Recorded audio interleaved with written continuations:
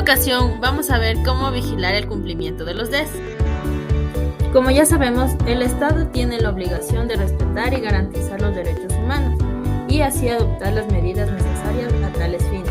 Es por ello que el Estado debe adoptar medidas tanto de orden interno como externo, mediante la asistencia y la cooperación de mecanismos internacionales, especialmente económicos y de ayuda técnica, hasta el máximo de los recursos disponibles. El texto del PIDES es claro en señalar que las medidas que se deben adoptar deben ser legislativas.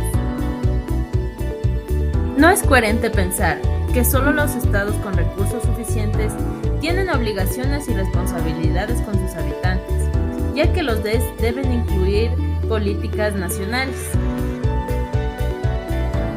Por ello es necesario un desarrollo conceptual para cada derecho en particular y salirse un poco de la obsesión de saber dónde clasificarlo.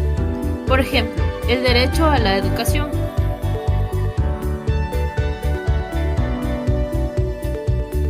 La educación es un derecho social, lo que implica acciones positivas del Estado para permitir el acceso a los servicios educativos a quienes tendrían dificultades para pagarlo.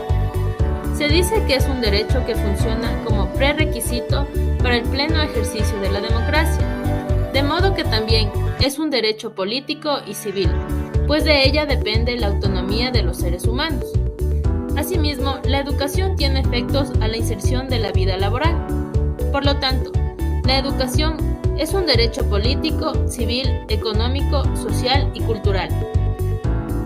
No se trata de jerarquizar o de categorizar un determinado derecho, sino de que éste sea cumplido sin distinción alguna. Desarrollo de variables que permitan el monitoreo.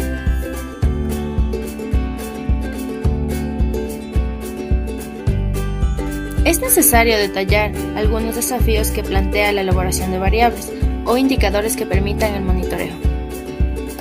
En primer lugar, es de nuestro interés conectar estas variables establecidas normativamente con los pactos internacionales o la Constitución que van a ser objeto de monitoreo. Lo que interesa es saber qué ha hecho el Estado, cuáles son sus acciones u omisiones frente a las obligaciones con los derechos económicos, sociales, culturales que surgen en los pactos internacionales y la Constitución. Hay dos elementos que requieren alguna atención en términos de monitoreo. Un primer elemento es la noción de progresividad y la segunda es con respecto al máximo de los recursos disponibles. La noción de progresividad parece exigir al Estado que avance en la realización de los derechos. La noción de hasta el máximo de los recursos disponibles se vincula con el uso de recursos públicos. Es decir, si el Estado está obligado a adoptar medidas hasta el máximo de los recursos disponibles, parece que la forma más adecuada de evaluar esto es a través de un análisis presupuestario. Es por ello que gran parte del cumplimiento de los derechos sociales depende efectivamente no solo que el Estado dicte normas, sino que establezca partidas presupuestarias para el funcionamiento de aquellos servicios que están destinados a satisfacer los derechos sociales, como es la educación, la salud, los mecanismos de distribución, la alimentación, la infraestructura. Finalmente, para dicho monitoreo consiste en la producción de información pública y de acceso a ella. Una particularidad de este tópico es la de ser muy difícil y caro para la sociedad civil producir esa información por sí misma, al menos en países en desarrollo, quienes pueden generar información sobre políticas públicas. Mecanismos nacionales e internacionales. Es importante resaltar ¿qué es un mecanismo? Se puede utilizar como concepto de un mecanismo de exigibilidad aquella vía mediante la cual se puede obtener el reconocimiento de un derecho, su reparación o el cese de la amenaza de su vulneración. Un mecanismo de tutela existe para que los derechos reconocidos por un ordenamiento jurídico sean verdaderamente efectivos. Para esto, nos encontramos con los mecanismos institucionales, los cuales son de garantía y son aquellos cuya puesta en marcha corre a cargo precisamente de órganos y poderes públicos como el gobierno, los legisladores, la administración o los jueces. Es decir, estos mecanismos dependen de la participación de algún ente estatal y por ello su definición de institucionalizados. Dentro de estos mecanismos se encuentran los internacionales y los nacionales. Mecanismos nacionales. Como se puede desprender de su nombre, los mecanismos de garantías nacionales o internos son aquellos que se encuentran reconocidos por el ordenamiento jurídico propio de cada estado. Dentro de estos encontramos los mecanismos de exigibilidad reconocidos en la Constitución ecuatoriana. Estos mecanismos de garantía internos o mecanismos reconocidos en la Constitución ecuatoriana se dividen en genéricos, específicos y no institucionales o sociales. Genéricos.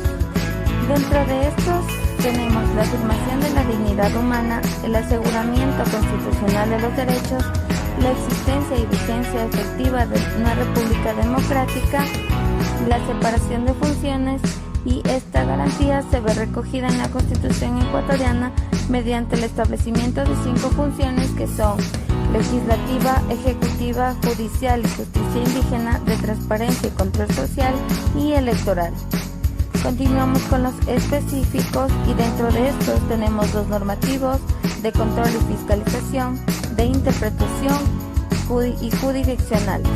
Dentro de los jurisdiccionales están la acción de protección, acción de habeas corpus, acción de acceso a la información pública, acción de habeas data, acción por incumplimiento y acción extraordinaria.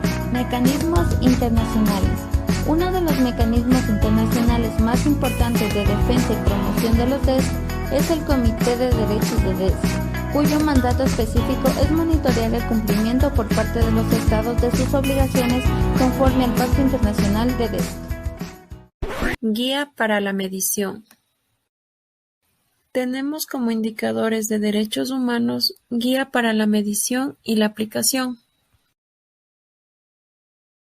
La Oficina del Alto Comisionado de las Naciones Unidas para los Derechos Humanos, quien tiene por objetivo contribuir al desarrollo de indicadores cuantitativos y cualitativos para medir el progreso en la realización de las normas y principios internacionales de derechos humanos.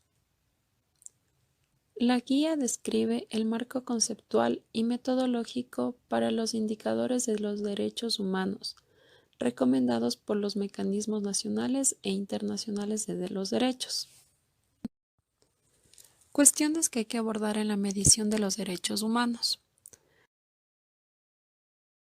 Primero, ¿qué se necesita para medir? El propósito primordial es medir el disfrute de derechos por los titulares de estos. En otras palabras, captar un número reducido de resultados que puedan relacionarse con la situación de la realización efectiva de los derechos humanos. Este tiene como objetivo definir una lista completa de los indicadores para todas las normas de los derechos humanos o todas las disposiciones de los tratados.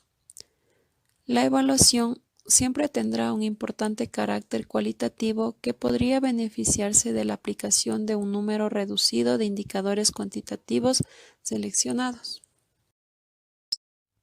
Medición de compromisos, esfuerzos, resultados en los derechos humanos.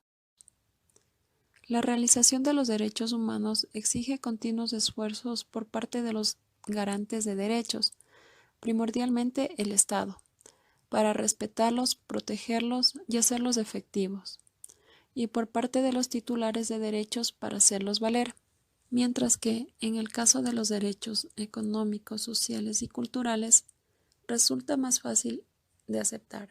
Medición de las obligaciones de respetar, proteger y hacer efectivos los derechos humanos. En la selección de indicadores de derechos humanos debe intentarse incluir indicadores estructurales, de proceso y de resultados, particularmente de procesos que hagan más fácil evaluar el cumplimiento de las obligaciones. Para que los indicadores sean útiles en la vigilancia del cumplimiento de los derechos humanos, deben ser definidos de manera explícita y precisa, estar basada en una metodología aceptable de acopio y presentación de datos y estar regularmente disponibles. Los temas anteriormente tratados son de vital importancia para el ejercicio del trabajo social, por el hecho de centrarse y orientar la vigilancia de los derechos humanos, sobre todo en las víctimas. Además de mencionar que mediante estas guías o indicadores de proceso miden el grado de cumplimiento de un Estado a sus obligaciones, y es por esto que podemos estar al tanto de los casos en los que se ha presentado una vulneración de derechos, y así trabajar, informar y evitar futuras violaciones hacia los mismos, buscando de esta manera el cumplimiento de los DERS. Para esto, como trabajadores y trabajadoras sociales, debemos entender que la medición es una herramienta que ayuda a analizar las consecuencias causadas en los seres humanos, ya sean resultados positivos o negativos. Además, se puede decir que más allá de crear condiciones sociales, la medición permite realizar un proceso para verificar hasta qué punto se ha avanzado en el objetivo y si éste se ha cumplido o no.